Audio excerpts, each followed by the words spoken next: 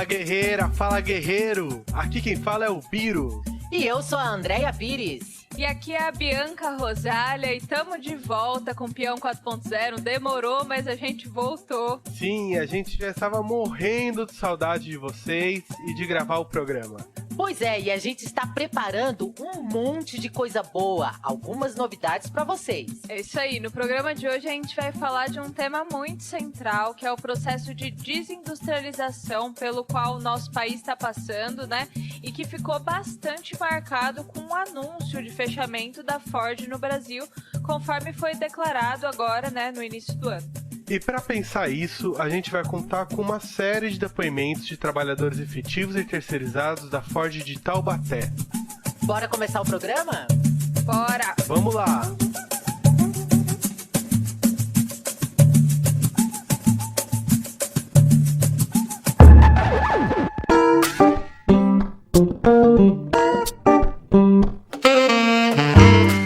Nunca esperava que isso fosse acontecer agora em 2021, o fechamento, porque a gente abriu mão de muitos direitos até hoje, entendeu?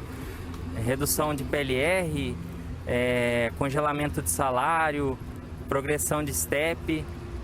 Eles tinham um contrato de trabalho onde dizia que a gente ia chegar no teto salarial em 9 anos. E isso não aconteceu, entendeu?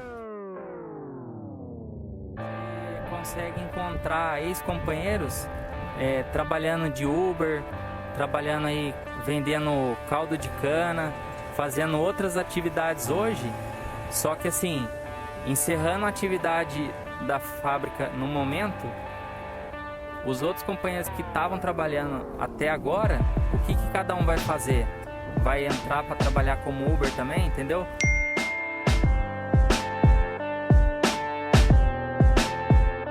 Pois é, o ano mal começou e a gente do Esquerda Diário já estava acompanhando e apoiando os trabalhadores da Ford contra essa decisão absolutamente revoltante da empresa de fechar as 3 últimas fábricas que ela mantinha no Brasil. Sim, Biro, e como se já não bastasse o fechamento da Ford de São Bernardo em 2019, agora a empresa anuncia o fechamento das plantas de Camaçari, na Bahia, Taubaté, em São Paulo e Horizonte, no Ceará. O impacto disso é gigantesco. Somente entre trabalhadores efetivos serão 5.000 empregos perdidos. Porém, esse número é muito maior. Isso porque não leva em conta o enorme contingente de terceirizados que trabalham nessas empresas, sem contar o gigante impacto na cadeia produtiva. E o DIEESE já aponta para 2021 a perda de quase 119 mil postos de trabalho diretos e indiretos em decorrência desse fechamento. Isso é o equivalente a mais de 2,5 bilhões de perda em massa salarial para os trabalhadores, além de mais de 3 bilhões de impostos que deixarão de ser arrecadados. A empresa faz isso mesmo depois de anunciar um lucro líquido de 2,4 bilhões de dólares, 6 vezes maior que no mesmo período de 2019. Na América do Sul, a empresa teve queda na receita, mas não no lucro, que também aumentou. Ou seja, a gigante automobilística alega perdas significativas, como se estivesse à beira da falência, mas na realidade segue lucrando muito enquanto coloca milhares nas ruas. A Ford decidiu encerrar sua produção no Brasil exatamente um século depois da inauguração da sua primeira linha de montagem, em 1921, lá no bairro do Bom Retiro, em São Paulo. Em um século, essa gigante estadunidense se expandiu no Brasil e na América Latina, se beneficiando de diversos investimentos e subsídios do Estado brasileiro e mantendo seus lucros às custas da superexploração de milhares de trabalhadores. Já nos anos 2000, a empresa chantageou os trabalhadores e o Estado brasileiro, com a desativação da grande unidade de Vila Prudente, em São Paulo, em uma disputa entre o Estado do Rio Grande do Sul e da Bahia para decidir onde instalaria uma nova planta, mais moderna e com aspirações inovadoras. Após muita polêmica, o então presidente Fernando Henrique Cardoso editou uma medida provisória que garantiu à Ford uma redução no imposto sobre produtos industrializados, o famoso IPI, de 32% por uma década, ou seja, até 2010, Com isso foi instalado o Complexo Nordeste da Ford em Camaçari, onde outros incentivos locais foram garantidos pelo Estado. Sim, sobre o complexo de Camaçari, vale inclusive a gente ressaltar aqui que ele produz SUVs, que é uma das marcas que a Ford decidiu seguir produzindo. Mesmo assim, isso não impediu a multinacional de decidir jogar na rua os trabalhadores de Camaçari e fechar também essa planta mais moderna. A Ford diz que está saindo do Brasil porque quer investir em produção de carros ecológicos, que usam energia limpa, como elétrica, por exemplo, e também para se adequar à inovação tecnológica de carros autônomos. Mas é pura demagogia, em cima de um discurso verde, como se aqui no Brasil também não fosse necessário avançar no desenvolvimento de tecnologia para a produção de carros que não impactem o meio ambiente. E se de fato a Ford estivesse com essa preocupação ecológica, estaria investindo em desenvolver essa tecnologia aqui também, e não simplesmente pulando fora depois de lucrar tanto, né? E é aí que a gente vê os outros motivos que ela alega, né, que são econômicos. Ela diz que seria inviável essa produção no Brasil porque o mercado consumidor está estagnado globalmente e a demanda por carros populares, que é o que ela mais vende aqui, está com baixo valor agregado. Traduzido pra gente aqui, eles não querem vender carro barato, mas sim carro de luxo, pagar salários menores e vender carros mais caros. Tudo para maximizar seus lucros em cima dos trabalhadores. A burguesia é uma classe parasita viciada no lucro e na exploração dos trabalhadores. As entrevistas de especialistas em economia e as notícias dos grandes jornais defendem abertamente os capitalistas, dizendo que um dos principais motivos para a saída da Ford do país é o que eles chamam de custo Brasil. Isso de custo Brasil, traduzindo para uma linguagem nossa aqui dos trabalhadores, eles acham que os impostos, os salários, os direitos e todas as condições de trabalho que foram conquistadas nas duras batalhas da nossa classe operária brasileira impedem que eles lucrem à vontade. Bianca, e a Associação Patronal das Montadoras Instaladas no Brasil também defendeu que o fechamento da Ford se dá por uma falta de medidas que reduzam esse suposto custo Brasil. Esse suposto custo Brasil, não por um acaso, foi também um dos argumentos patronais de defesa da reforma trabalhista, que estamos vendo ser aplicada cada vez mais em plena pandemia. O resultado a gente já sabe: demissões, ampliação da terceirização e trabalhos intermitentes, retirada de benefícios e dos acordos coletivos e muito mais.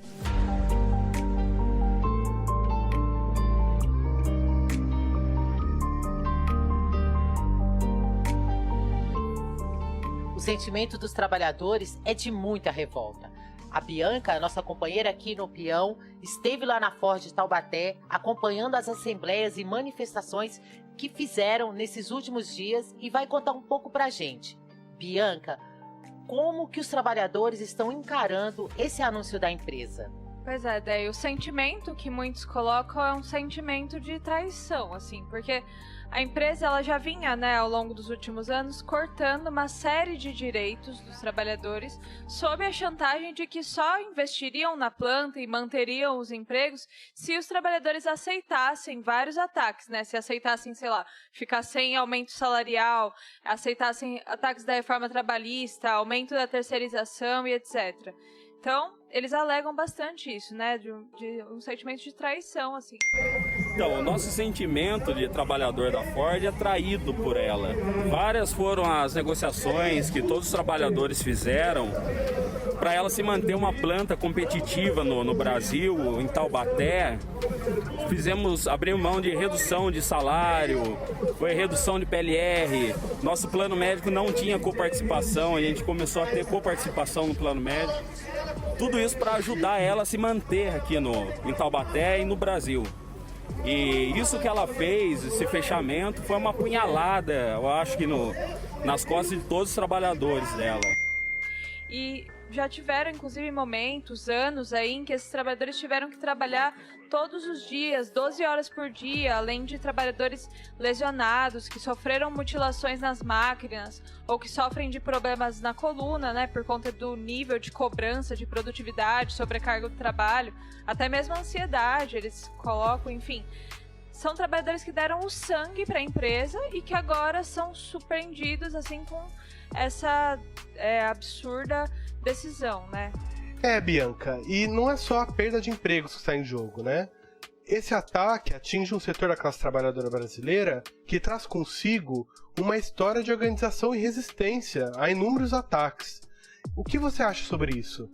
Sim, exatamente, né? Com esse fechamento, na verdade, é como se eles estivessem derrubando uma trincheira de luta dos trabalhadores, né?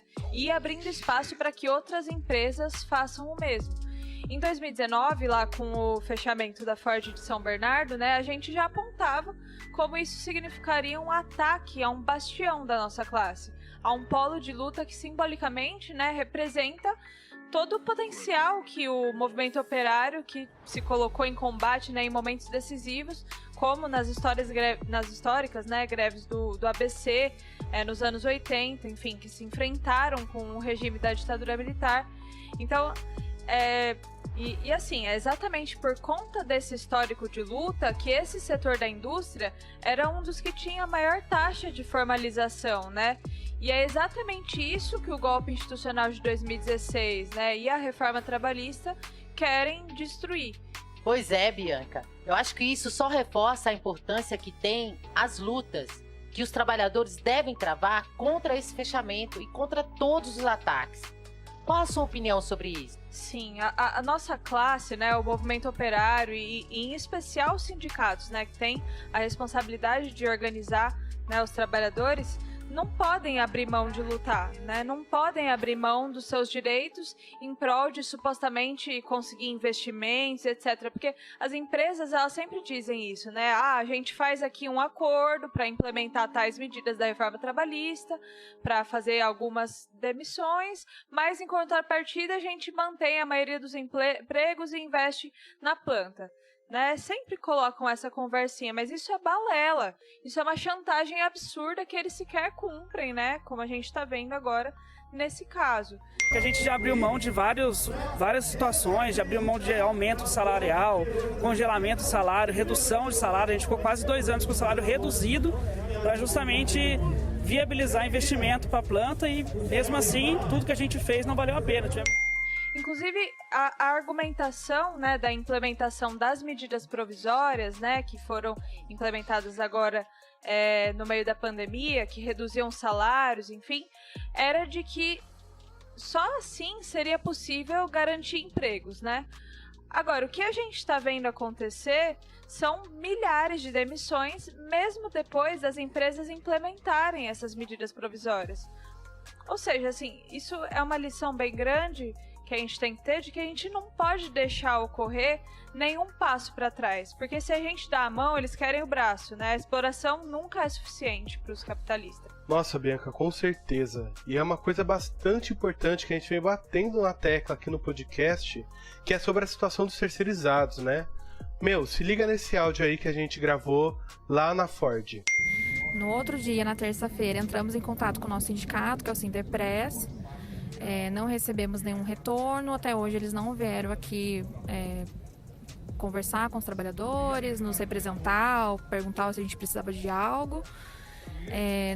Simplesmente disseram que se precisássemos eles estariam lá, mas até hoje não vieram aqui, não deram as caras, não fizeram nenhum tipo de comunicado ou tentaram verificar algum tipo de reunião com a Ford, e a gente está só aguardando realmente a decisão da Ford para fazer as demissões. Olha, o nosso sindicato até agora não deu um parecer pra gente, não estão falando, não deu nada pra nós. A gente tá aqui trabalhando, não sabe de nada.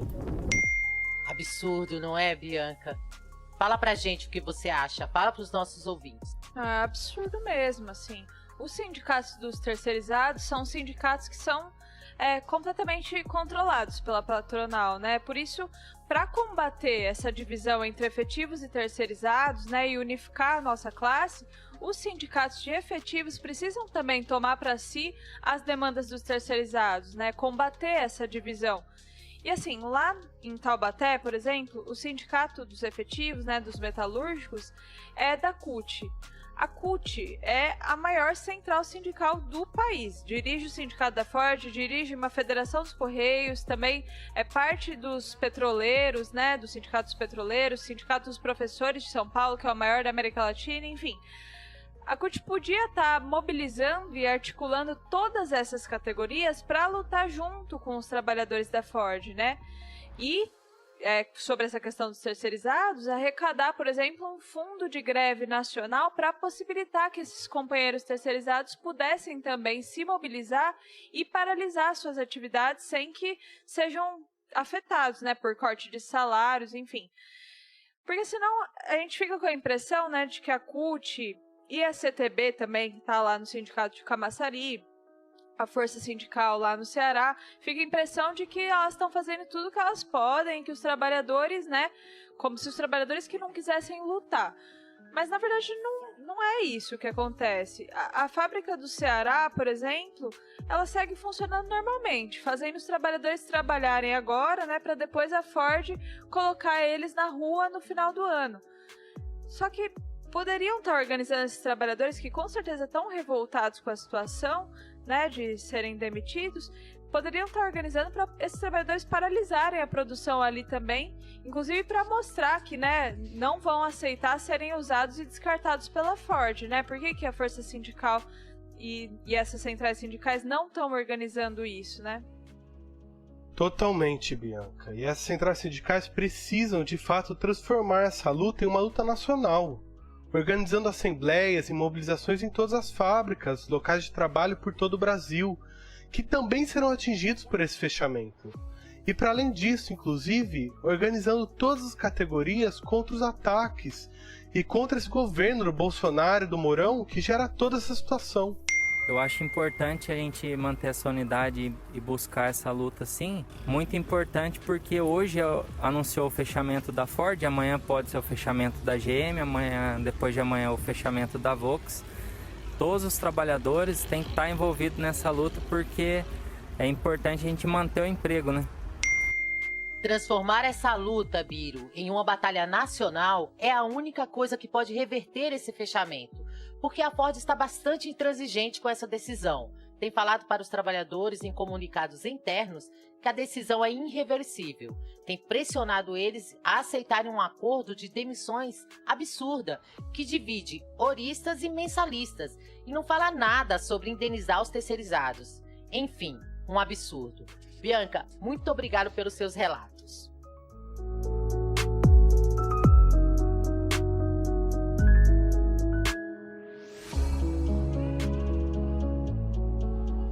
Pois é, e essa necessidade de organizar uma luta nacional tem a ver também com o fato de que a situação da Ford não é um golpe pontual. Ela é parte de um projeto de governo. Sim, o país vem mudando muito desde o golpe institucional de 2016, que a gente já tratou aqui, né, nos episódios especiais sobre trabalhadores e as eleições. Essas mudanças na política e na economia, né, como a eleição do Bolsonaro e as muitas reformas que atacam a nossa classe, também são parte de projetos de país que diferentes setores dos capitalistas nacionais e internacionais disputam. Um desses projetos, Bianca, é que a indústria passe a ter cada vez menos peso na produção de riquezas do país e que o Brasil se transforme numa dócil fazenda do mundo, ou seja, o agronegócio sendo a nossa principal atividade econômica, com a exportação de matérias-primas ou de produtos industriais simples e ligados a isso, tornando a nossa economia ainda mais dependente da produção das indústrias das grandes potências mundiais. Pois é, Andréia, e as políticas do governo do Bolsonaro e do Mourão, de submissão aos Estados Unidos e de favorecimento dos grandes fazendeiros, inclusive passando por cima dos trabalhadores do campo, das comunidades indígenas, destruindo o Pantanal e a Amazônia, são mostras desse projeto. Biro, a gente sabe que a pandemia do coronavírus embaralhou mais as peças do quebra-cabeça da crise econômica, mas a crise da indústria brasileira veio de muito antes. A implementação do neoliberalismo no Brasil, com mais intensidade a partir dos anos 90, atingiu muito forte a indústria, com a privatização de estatais como a Companhia Siderúrgica Nacional, a Embraer, a Vale do Rio Doce, bancos estaduais e outras muitas, né? Isso significou a redução massiva de postos de trabalho em centros industriais importantes, como o ABC Paulista. A indústria já teve um peso expressivo no PIB, né, que é o Produto Interno Bruto Nacional. Em especial na indústria de automóveis. Os capitalistas fizeram investimentos e expandiram sua capacidade produtiva nos anos pré-crise de 2008, ou antes de seus efeitos serem sentidos no Brasil a partir de 2014. Mas com os efeitos da crise, viram a margem de lucro cair. Mas aqui é bem importante vermos que não é que deixaram de lucrar, mas que esses lucros foram menores do que as fortunas incalculáveis que estavam acostumados a ganhar. É engraçado isso, né, Andréia? Você vê lá os empresários dizendo que não estão lucrando, que tem que fechar, e pensa, pô, coitado, não estão conseguindo pagar as contas, tá perdendo a casa deles. Mas na verdade não é nada disso, né? Não é que eles estão pobres, morrendo de fome.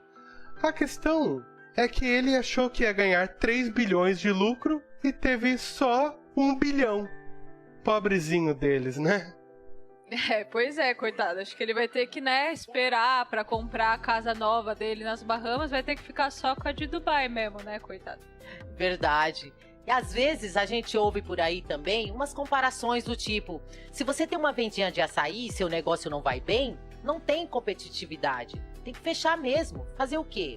A questão, gente, é que o dono da Ford não é o dono da vendinha de açaí. É um trilionário dono de uma multinacional gigante. Pois é, Andréia. Enquanto isso, os trabalhadores são cada vez mais atacados para que essa margem de lucro saia diretamente do bolso da nossa classe, da mesa de jantar das nossas famílias. E aí a gente está sentindo as consequências. Com a reforma trabalhista, com a reforma da Previdência, demissões, uberização do trabalho e por aí vai.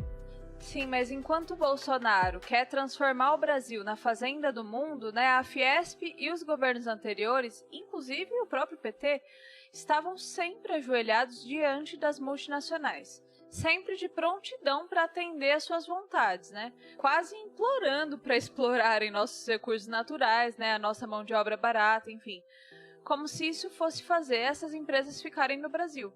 E Bianca. Sabe, e o que a gente viu com a Ford é exatamente o oposto. Que mesmo depois de toda essa submissão durante um século, com isenção de imposto, redução de salário e direitos trabalhistas, incentivo de crédito, investimento público, depois de tudo isso, a Ford simplesmente vai virar as costas e ir embora, deixando centenas de milhares de trabalhadores na rua.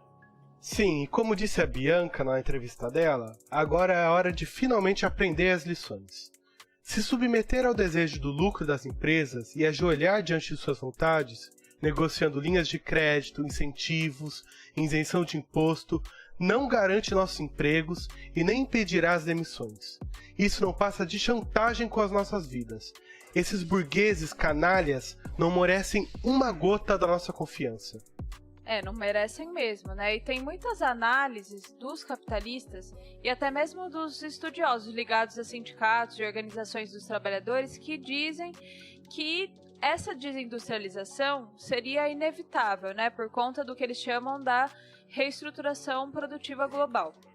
E na mídia, a gente ouve muito isso, né, Bianca? São previsões meio fatalistas, parecem ir no sentido de que é inevitável a saída da indústria daqui. E de que tudo está indo para a China. E de que o desenvolvimento tecnológico entre os países supera muito a indústria daqui. E por isso seria mais vantajoso sair. Enfim, isso tudo tem sim uma relevância. Mas o problema é que as previsões colocam isso como algo que já está dado e que não tem mais o que fazer e que a gente só tem que se adaptar e que agora é a hora e a vez do agronegócio no Brasil. Mas sabemos, né, Bianca? O agronegócio sempre foi a menina dos olhos do Brasil. Nós sabemos. André, e tem uma galera também que acha que a indústria está acabando, tudo está virando robô e que só vai sobrar emprego em serviços. Isso, Andréia, é a mais pura lorota. E a gente já fez um programa falando sobre isso, que foi o primeiro programa do PEN 4.0, e a gente vai fazer um novo episódio sobre a indústria 4.0 para falar especialmente sobre esse tema. Boa! Mas o mais preocupante é que muitas vezes essas previsões são reforçadas não só pelos capitalistas, mas até mesmo por partidos de esquerda e por sindicalistas, né? Como a CUT, Força Sindical, o PT, que usam essas desculpas para justificar a sua passividade frente às demissões e fechamento de fábricas.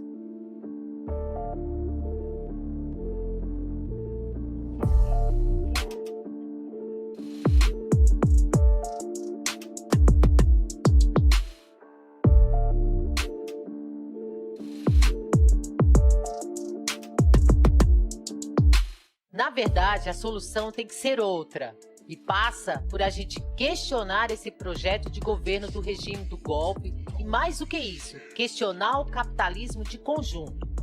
Para isso não basta esperar que em 2022 a gente vote em algum salvador da pátria, né, que vai conseguir mudar o rumo das coisas. Na verdade, essa luta tem que começar agora e tem que ser pela força da nossa mobilização e não acreditando na via parlamentar. Isso é muito importante. Isso. Exatamente, Andréia. Porque isso é urgente. É para ontem que precisamos reverter essa situação. É para ontem que precisamos lutar contra o fechamento da Ford. Inclusive, também é para ontem que precisamos dar uma resposta contundente a essa pandemia. Que, aliás, o complexo produtivo da Ford poderia servir muito para contribuir nisso. Toda a produção da Ford poderia ser revertida e adaptada para um plano de guerra, para produzir respiradores, galões de oxigênio para Manaus, UTIs móveis, ambulâncias e uma série de outras necessidades que a gente precisa para combater a pandemia. Exato, e é por isso que é criminoso que essa empresa e qualquer outra que busque fechar queira tirar do país tudo o que foi construído com o sangue e o suor dos trabalhadores, né? Inclusive com subsídios milionários, bilionários, né, do Estado. Caso a empresa mantenha essa decisão, a resposta do Estado precisa ser de expropriar os seus bens, de estatizar e colocar sob controle dos trabalhadores. É verdade, até porque a partir disso é que poderemos colocar todo esse potencial a serviço dos trabalhadores e da população pobre, além de produzir uma série de itens necessários para combater a pandemia, como já citamos. Fábricas automotivas como essas poderiam ajudar muito a solucionar problemas estruturais, como a falta de ônibus, ambulância e etc, para toda a demanda, né? Tudo isso pode ser garantido se houver investimentos e subsídios estatais para o desenvolvimento de tecnologia e inovação voltadas para a população através das universidades públicas do país, que estão cada vez mais sendo atacadas. Exatamente, Andréia, mas isso não vai ser dado de bom grado pelo Estado, não. Muito menos em meio ao governo do Bolsonaro e do Mourão. E até mesmo aqueles que dizem serem oposição, né, como o Dória, também não estão dispostos a fazer nada disso. No essencial dos ataques aos trabalhadores, esses políticos estão todos juntos. Sim, a gente vai ter que impor isso, né? Com a força de uma luta nacional, a gente podia impor uma saída que questionasse o conjunto das reformas e dos ataques absurdos que foram impostos nos últimos anos e por mais, inclusive, né? Questionar todas as leis contra os trabalhadores e impor as nossas. É por isso que a gente defende a necessidade de a gente organizar uma forte mobilização com os métodos da nossa classe, né, de greves, manifestações e tudo mais, para impor uma Assembleia Constituinte livre e soberana que pudesse derrotar não só o Bolsonaro, o Mourão e todos os jogadores desse regime podre que a gente vive, mas questionar também todas as regras do jogo.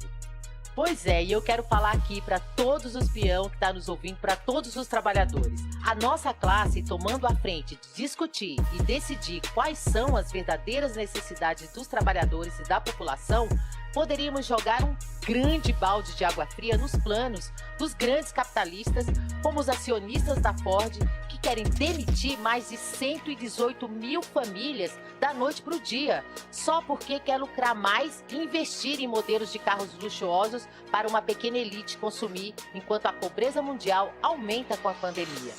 Sim, André, é exatamente isso. E através dessa luta, a gente poderia impor nessa Constituinte a estatização de empresas como a Ford. E impor também que as riquezas nacionais não sejam mais usadas para pagar milhões em leite condensado, ou para comprar votos, como a gente viu acontecer nas eleições da Câmara e do Senado, muito menos para pagar a dívida pública. que é uma verdadeira bolsa banqueiro para capitalistas internacionais. Com certeza, Piro. E essas riquezas precisam ser usadas para resolver o problema da pandemia, né? Por exemplo, para realmente garantir a vacinação massiva da população.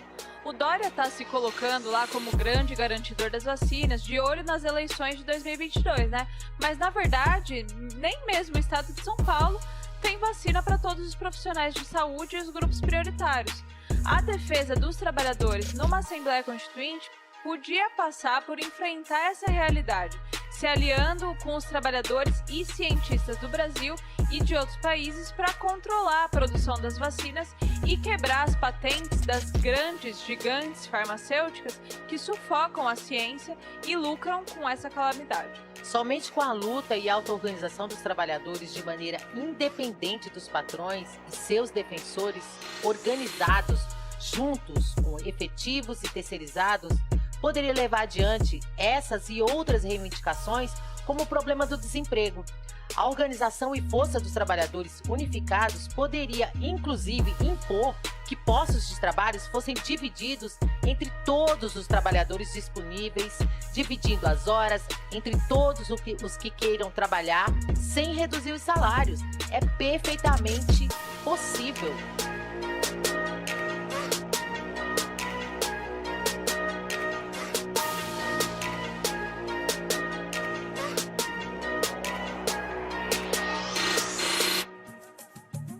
É isso aí, o podcast vai ficando por aí. Acabou! Não! Não! Vamos gravar mais!